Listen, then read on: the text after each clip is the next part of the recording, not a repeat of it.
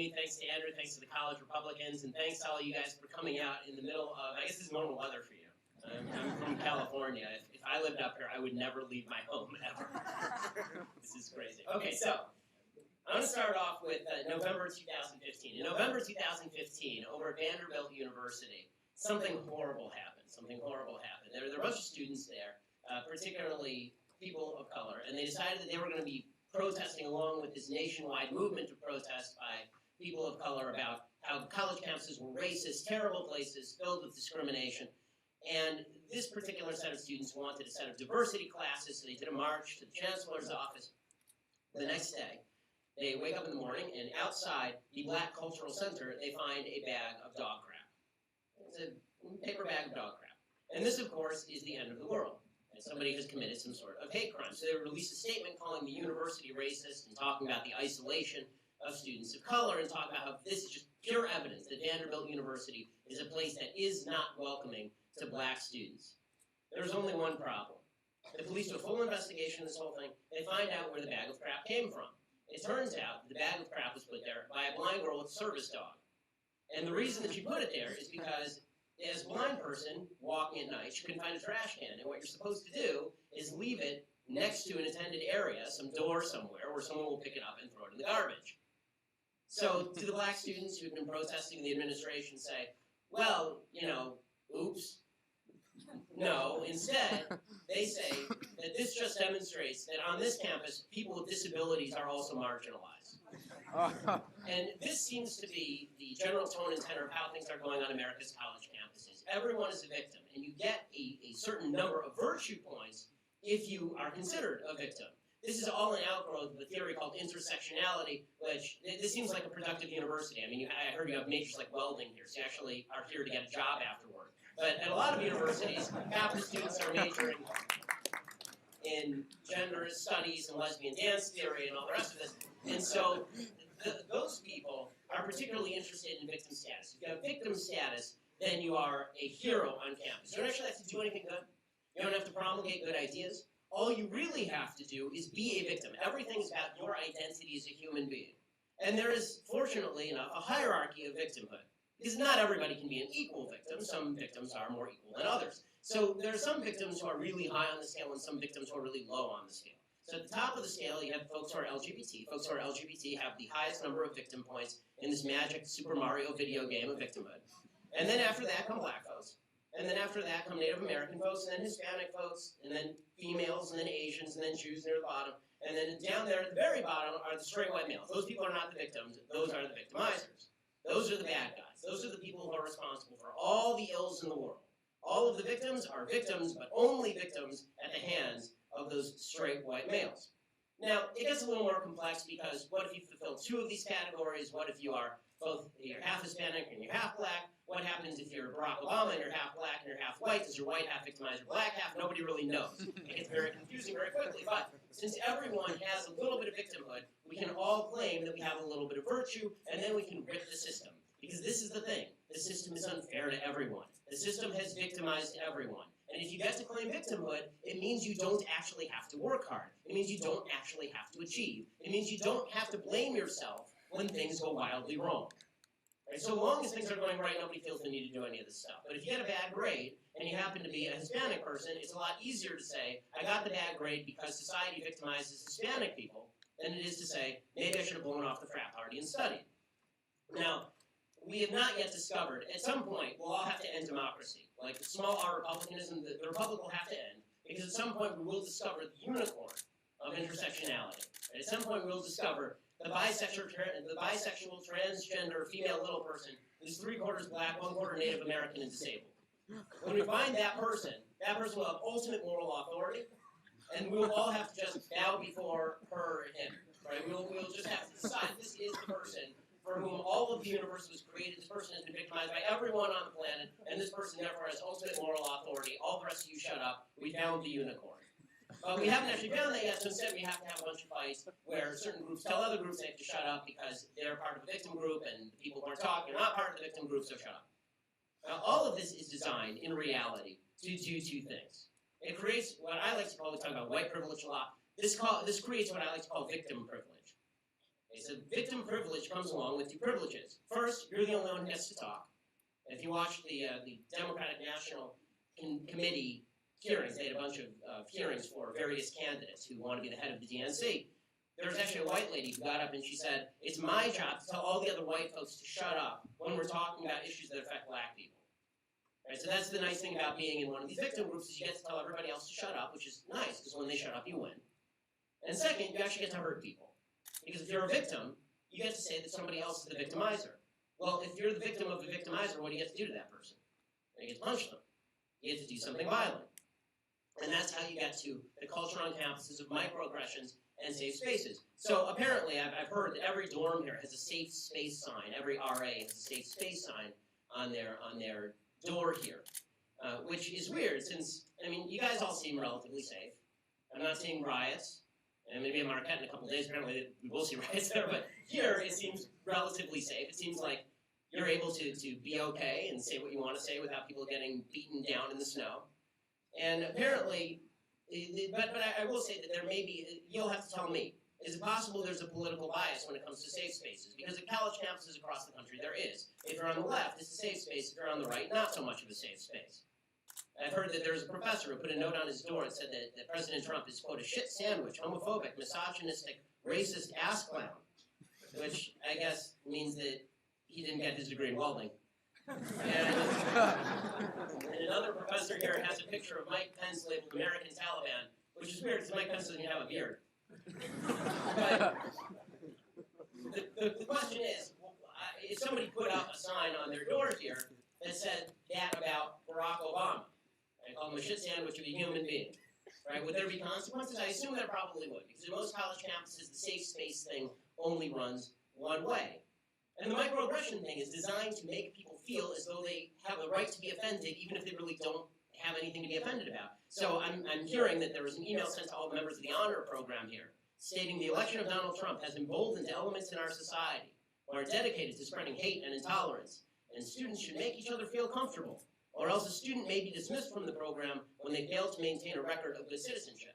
So my only question is, what does good citizenship mean? If I disagree with you, does that mean that I have violated good citizenship? Is that a microaggression? Because this is how the left has traditionally interpreted microaggressions. Microaggressions, the very term, suggests, number one, that's an aggression. Somebody's aggressed you. And number two, that it's micro. It's like really, really small. So it's not that someone came out and, for example, called you a shit sandwich racist ass clown. It's that somebody said something like, where are you from?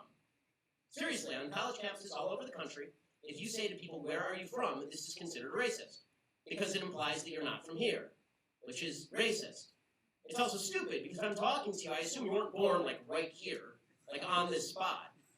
Where are you from seems to me a fairly normal question, but that's not unusual on campuses. They have full classes devoted to teaching people just how offended they should be, just how they can put themselves in the victim category without even having to be offended, without even having to be a victim. The result of all of this, if you teach people that they are victims incessantly, if you tell them they are victims of American society, if you tell them they ought to be offended by every single little thing, and then you tell them that them being offended is just a result of aggression, they were microaggressed, the predictable result is violence.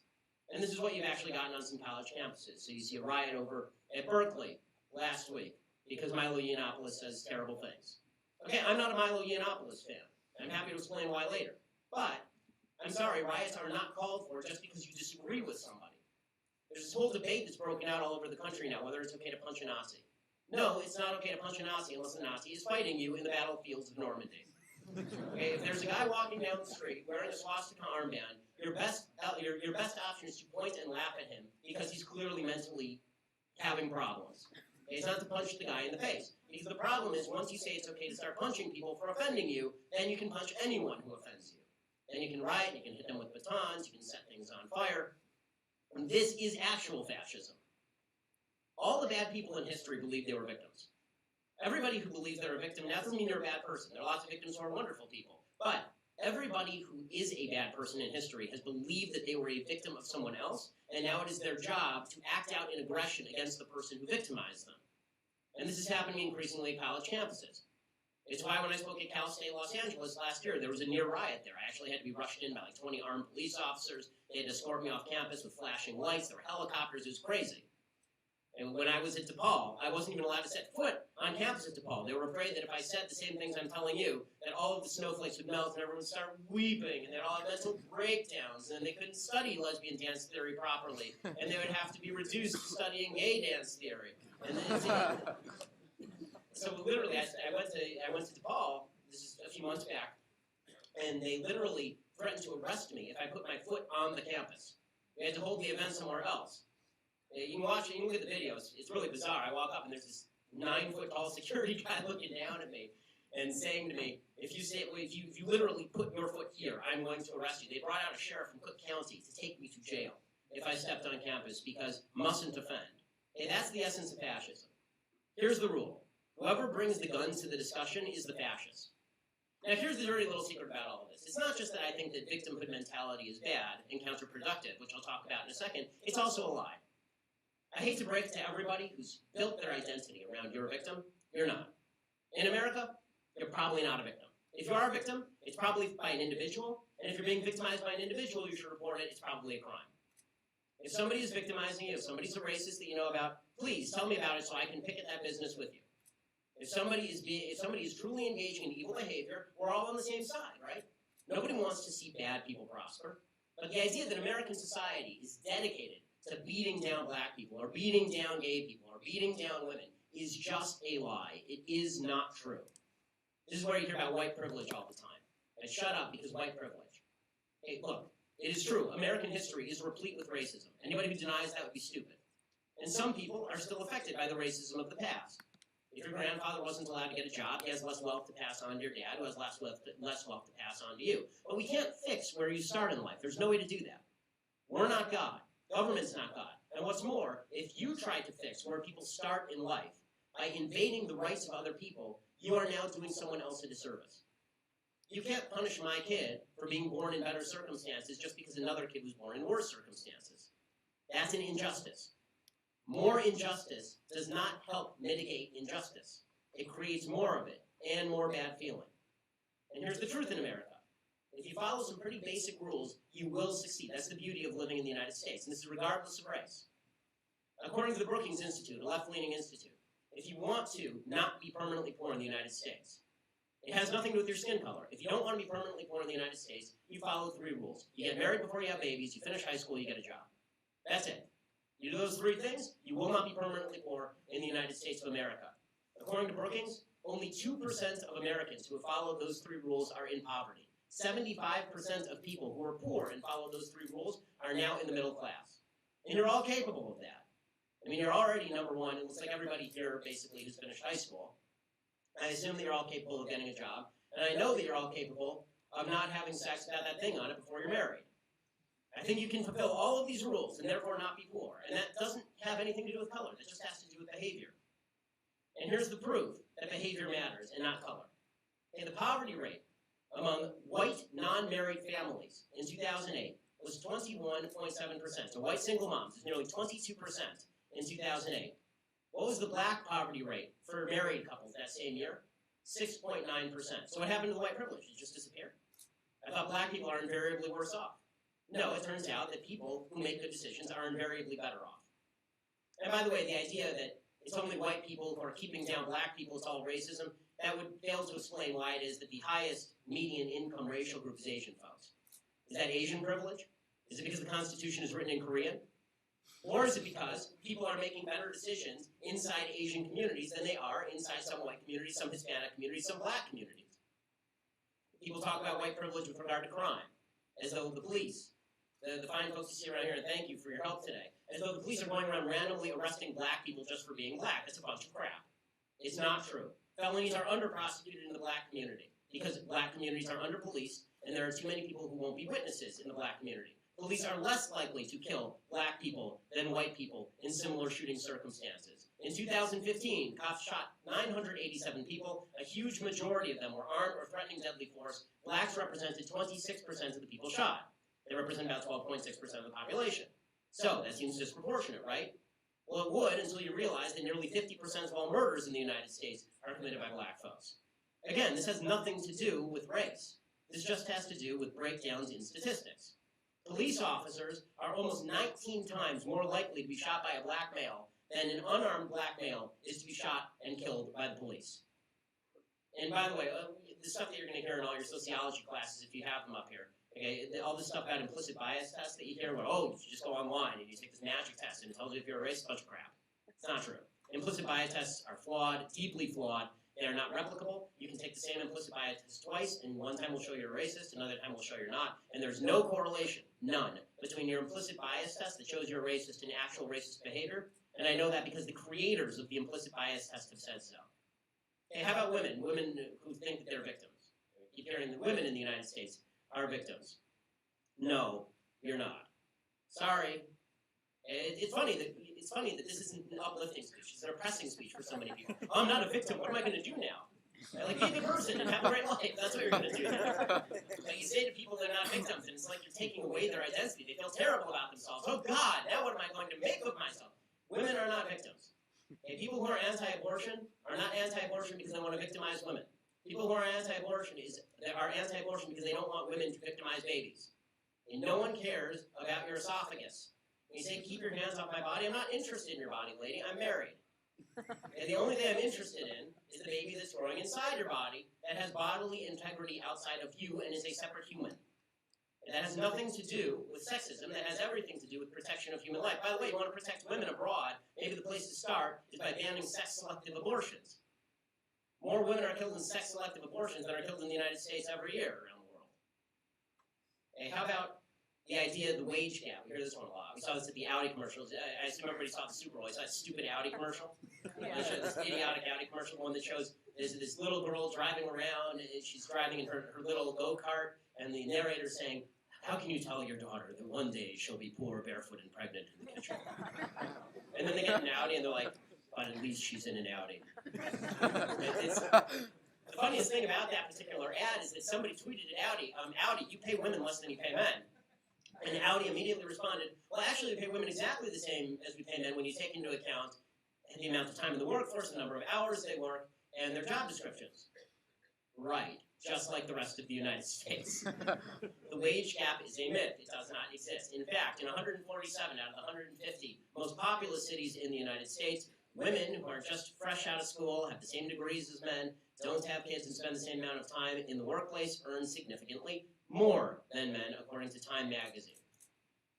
So that just is nonsense. By the way, 55% of college students are women. 55% of voters are women. 50% of people with graduate degrees are women. Does that sound like a victimized population to you? It sounds like women, if they banded together and vote, could enslave all of us. Okay, so this idea that there's some poor pecan minority and all the men are running things, if we figured out the scam how to run things, then life would be very different because men are pigs. Okay, men are pigs. But our piggishness has not prevented women from rising in society and becoming a majority of voters, a majority of college degree holders, a majority of grad school students. By the way, and also I'll mention the rape culture thing here. You keep hearing this myth that's going around about rape culture, how if you're a woman on campus, that you are undoubtedly going to be raped. One in 4 of you will be raped, 1 in 3 of you will be raped. Everybody's just running around raping. It's a rape fiesta. It's a party of rape. No, that's not true. According to the Bureau of Justice Statistics, there are 6 rapes per 1,000 per year on college campuses. Okay, that is not 1 quarter. 1 quarter, if you don't know math, 1 quarter would be 250 out of 1,000. There are 6. 6. The reason that you get these skewed statistics is because somebody did a survey where they asked if a woman had ever been touched without her consent. That means a guy goes in for a kiss, you turn your cheek, he pecks you on the cheek, and they count that as rape. That's what that means. That's where that survey statistic comes from, so it's a bunch of nonsense. By the way, your parents would be absolute idiots to send you to a college campus where they knew that you were going to get raped. I mean, who would even come here? How many of the women in this room thought twice about going to college because they thought, oh God, I'm so safe in high school, I'm going to go to college and someone is definitely going to rape me? Very few women are thinking that way because the truth is the risk on campus of being raped is extraordinarily low. That's not making light of rape. Rapists should be castrated or killed. That's saying that the statistics that are being put out there and promulgated that women are big victims of society on campus is just not true. How about the idea that LGBT people in the United States are victims? Obviously, this is not to deny there are sexist and racist and transphobic and homophobic people in society. Of course there are. And of course there are individual people who are victimized by these people. This is to say that American society as a broad society is not victimizing folks. The idea that gay people are victims in American society, First of all, even the gay marriage argument is now out the window thanks to the Supreme Court decision. But women and lesbian couples make far more money than women in straight couples. Men in gay couples make slightly less money than men in straight couples. But same-sex couples with both partners in the labor force make about $8,000 per year more than straight couples with both people in the workforce, and typically are much more highly educated. How about poor people in American society? They're victimized, right? Everybody's a victim. So are poor people victimized? No, nobody who's rich is making you poor. So I saw before that somebody showed me a picture of the protesters who are outside, the people holding the sign. And I have to thank them, number one. Thank you for coming. Thank you for being peaceful and not disrupting. So that's nice. I'm glad that people take advantage of the ability to protest. One of the statistics they show is something like the top 10% own all the wealth in the country and the bottom 90% own nothing. Okay, did the top 10% steal it? You're going to have to explain to me why they did something wrong. It's not enough to just say there's a rich person and a poor person. Isn't that sad? You're going to have to show me how the rich person screwed the poor person if you want me to punish the rich person. The idea that the middle class in this country is disappearing is not true. In fact, in 1979, 12% of Americans were upper middle class. Today, 30% of Americans are upper middle class. When people say there's a disappearing middle class, it's not true. What's happened is that the middle class actually bifurcated. The vast majority of the middle class went up. The lower middle class disappeared. American income mobility, you keep hearing that the American dream is dead. You heard this from both sides of the aisle. You heard from Trump and Bernie Sanders. The American dream is dead. It's not dead. Income mobility is statistically exactly the same as it was in the late 1970s, and we actually have the same income mobility levels as European countries when you take out the confounding factors. Factors like single motherhood. Factors like not graduating from high school. When you compare populations that are the same in terms of education, in terms of cultural background, you actually have the same statistics in the United States that you get in places like Denmark. And final note on poverty. You are lucky as all hell to be living in the United States in 2017. Almost 9 in 10 Americans have a standard of living above the global middle income standard. So you're all rich. Everyone's rich by global standards in the United States. Only 7% of people in the United States were middle income. Only 3% were low income by global standards. Only 2% were poor by global standards. This is the richest country in the face of the earth and in the history of humanity. And everybody sitting around bitching and moaning like we're living in a third world country is just being ridiculous. So what's the problem with all of this? The problem is that dividing us makes us worse. Dividing us makes us worse people. It makes us look at each other like we're enemies, like we don't get along. Like the cops are the bad guys, or like the straight white males are the bad guys, or like the blacks are the bad guys, or like the rich people are the bad guys. Somebody's always the bad guy. And politicians get off on this stuff. Politicians have to divide you in order to divide you against each other and then get you out to vote against the bad guys. But the truth is, in a free country, no one cares enough about you to be the bad guy. No one cares. You can do whatever you want to do because I don't know you, and you don't know me. You're not going to bother me, I'm not going to bother you. And if I do bother you, that's probably a crime. The beauty of living in the United States of America is that if you don't think of yourself as a victim, you actually end up in a better place than if you do think of yourself as a victim. Victimhood is not virtue. Victimhood is a deficit. Thinking of yourself as a victim makes you unable to function properly. Northwestern University had a study just last year, and they found that perception of discrimination, if you believe you're being discriminated against, it actually leads to lower grades, less academic motivation, less persistence when encountering an academic challenge. We keep hearing, raise awareness of victimhood. How about raising awareness of non-victimhood? You want to make people feel like they can achieve? Tell them there's nothing standing in their way except for them. The biggest obstacle virtually everyone in this room is going to face outside of health obstacles, the biggest obstacle all of you will face is obstacles of your own making. That's true of every human being, in the United States at least, because we're lucky to live in a free country. In a free country, you are your worst enemy. So if you just get out of your own way and stop telling you can't do it, if you get out of your own way and stop believing people who tell you society is stopping you, you'll be much better off. You'll be able to succeed and flourish. Your life is in your hands because America is a free country and you are not a victim.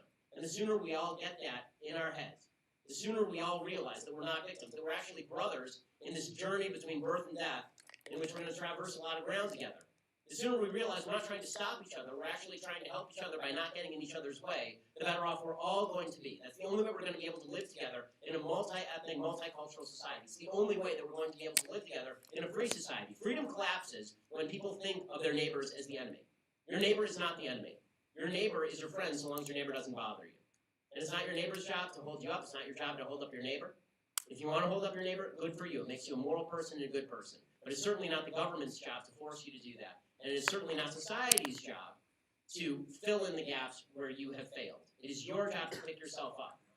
And the sooner we all realize that, the better off we'll be. Thanks so much. Happy to take your questions.